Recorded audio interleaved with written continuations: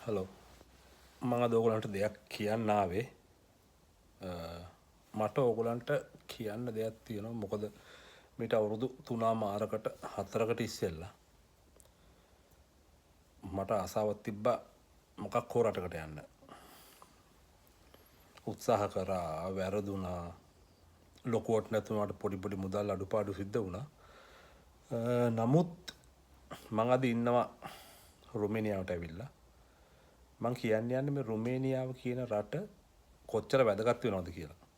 මේක ඇත්තටම මාර වැදගත් රට එන්න කැමති අයට. වැදගත් කියන්නේ මේක දැන් සම්පූර්ණ ශෙනගන රට. හරිද?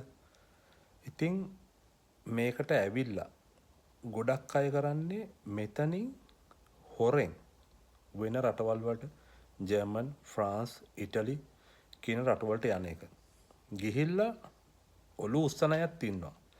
කියන්නේ ඒගොල්ලන්ගේ පවුල් වල කවුරු හරි ඉන්නවා නම් ඒගොල්ලන්ගේ නෑදෑයෝ කවුරු හරි ඉන්නවා නම් ජොබ් එකක් හොයාගෙන රෙෆියුජි එක දාලා කොලේ හම්බ වෙනකන් ඉන්න අය ඉන්නවා කොහොම හරි රස්සාවක් කරගෙන. නමුත් බහුතරයක් ඉන්නේ එහෙම නෙමෙයි.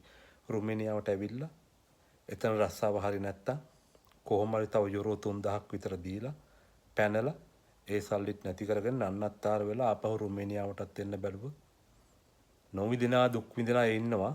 නැත්තම් ලංකාවට යන එක. හරිද?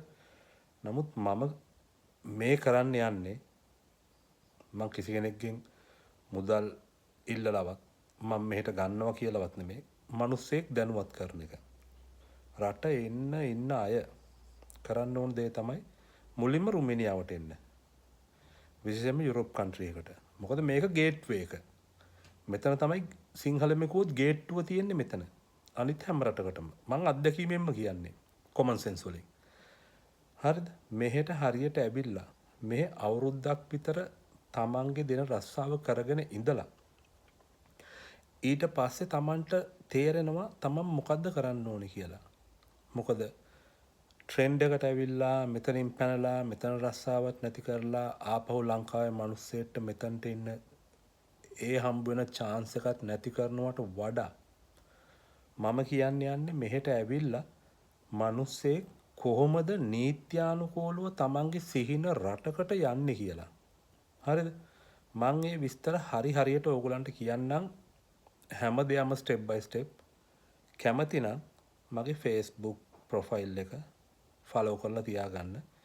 ඊළඟ එකෙන් මම අනිවාර්යෙන් ඕගලන්ට කියනවා රුමේනියාවට ඇවිල්ලා තමන්ගේ මේ තියෙන ශෙනගන් රටවල් හැම එකටම නීත්‍යානුකූලව කොහොමද ගිහිල්ලා රස්සාවක් කරගෙන තමන්ගේ පවුලේ මිනිස්සුන්ව ගන්න කියලා. මාව ෆලෝ කරන්න. කැමති නම් කැමති අය, එන්ඩින් අය, රට ඇවිල්ලා ජීවිතේ හදාගන්න කැමති අය, තමන්ගේ පවුල් වල මිනිස්සු ගන්න කැමති අය මාව ෆලෝ කරලා තියාගන්න.